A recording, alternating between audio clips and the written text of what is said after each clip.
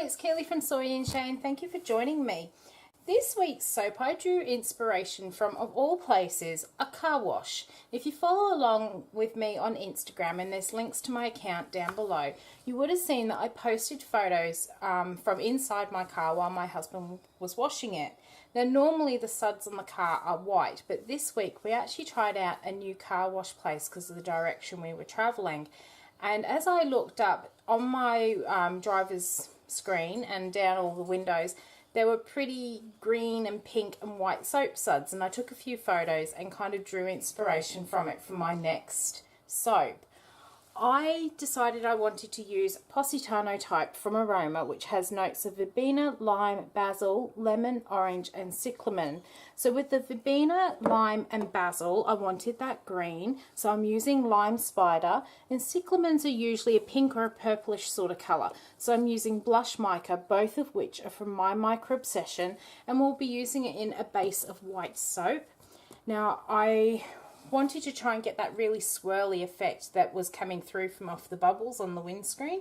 So I've been having a look around, and I'm going to attempt, I think they call it a zigzag pour, or they use it when they're doing like the Cosmos sort of designs in soap. So I thought I'll give that a go and see what it turns out like. So let's go and make this Positano soap. So in my red jug here, I have my oils here.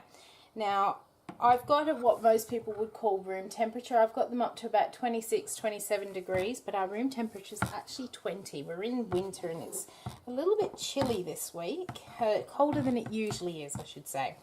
In my bucket here, I have my lye water, and I'm going to slowly pour it in, mix it up and split it out for the colours.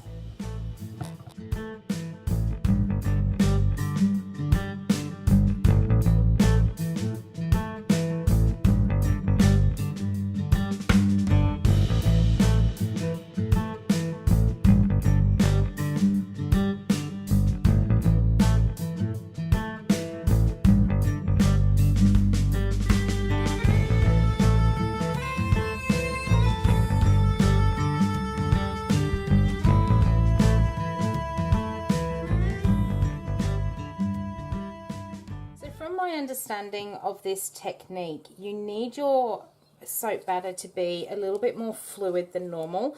So what I've done is I've mixed my mica into some olive oil, which is one of the oils within my main soap batter here, and I'm just going to mix it in by hand and add in the fragrance and mix that by hand as well, which will hopefully keep it as a really nice fluid soap batter for me.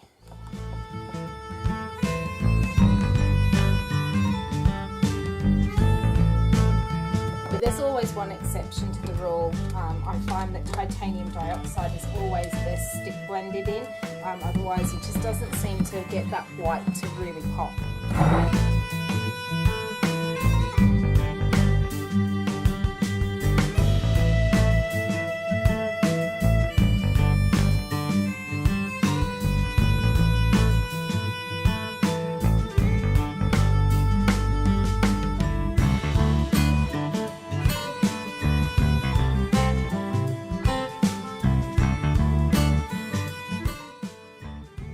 Actually playing quite nicely, so I am going to give them all just a quick blitz with the mixer just to make sure everything is perfectly mixed in. Now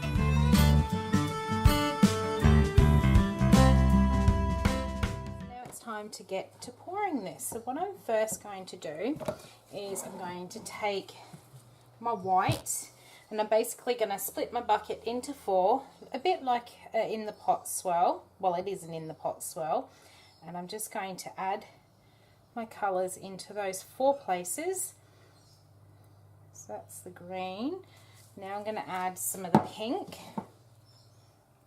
And I'll keep going round until I've used almost all of this soap batter, and I'm going to reserve just a little bit for the top.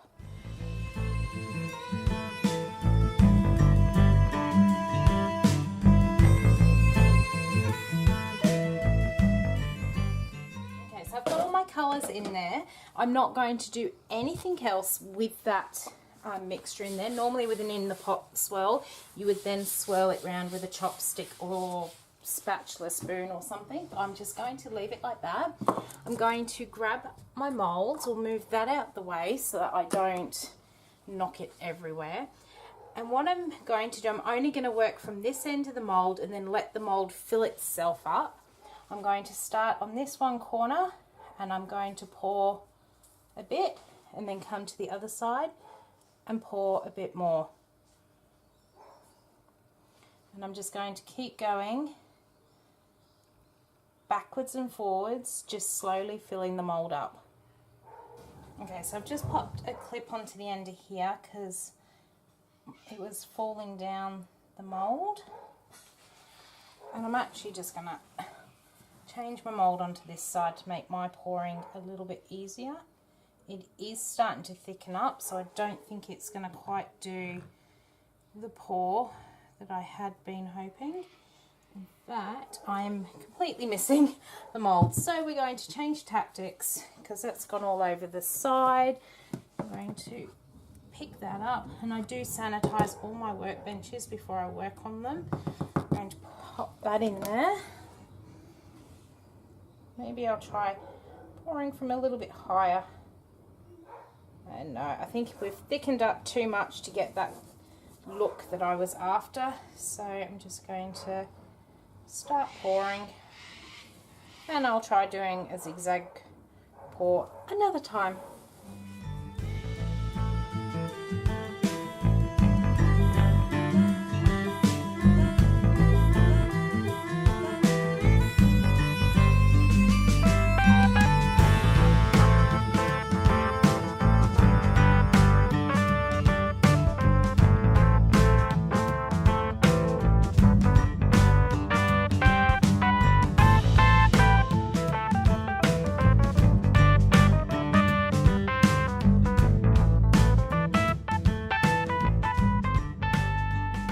Okay, so I thought that fragrance oil was going to play really nicely. It stayed nice and fluid while I did that in the pot swirl, but by the time I was ready to pour it into the mold, it had just set up way too much to even get that zigzag mold going, or zigzag pour going. So I'll try that again on another one. I'm, however, still really happy with the colours. I think it will still look really nice on the inside. I've just done a very simple swirl top with a little bit of glitter. It is smelling amazing at this stage, and I think because of the strength of this fragrance, it will hold really well during the cure process.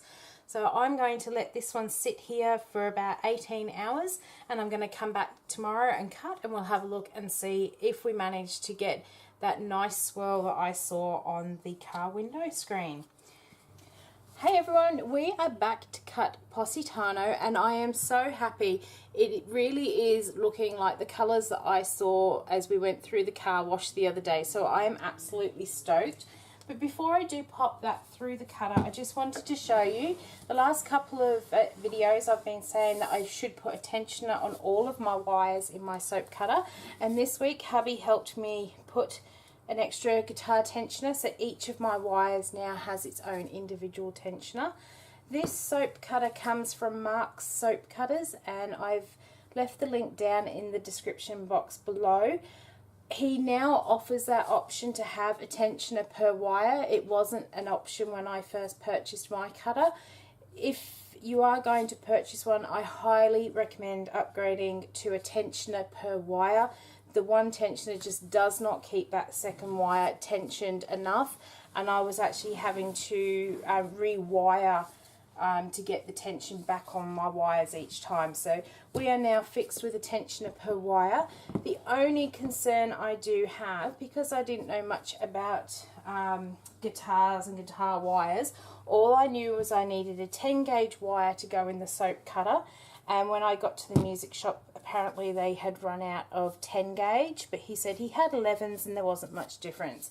But when looking at it, there actually is quite a big difference between a 10 and an 11 gauge guitar string.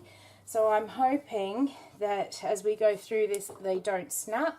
So for that reason, I actually do have my safety goggles on as well in case it does spring.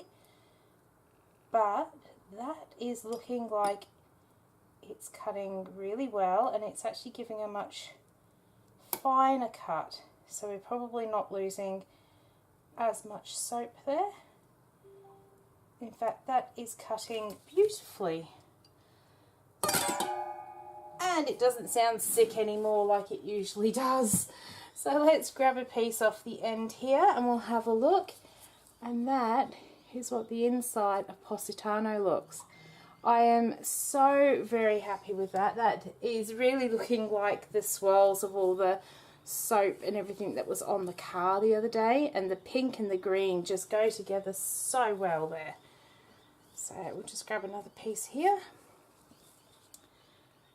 So I hope you have enjoyed watching me make my Positano soap.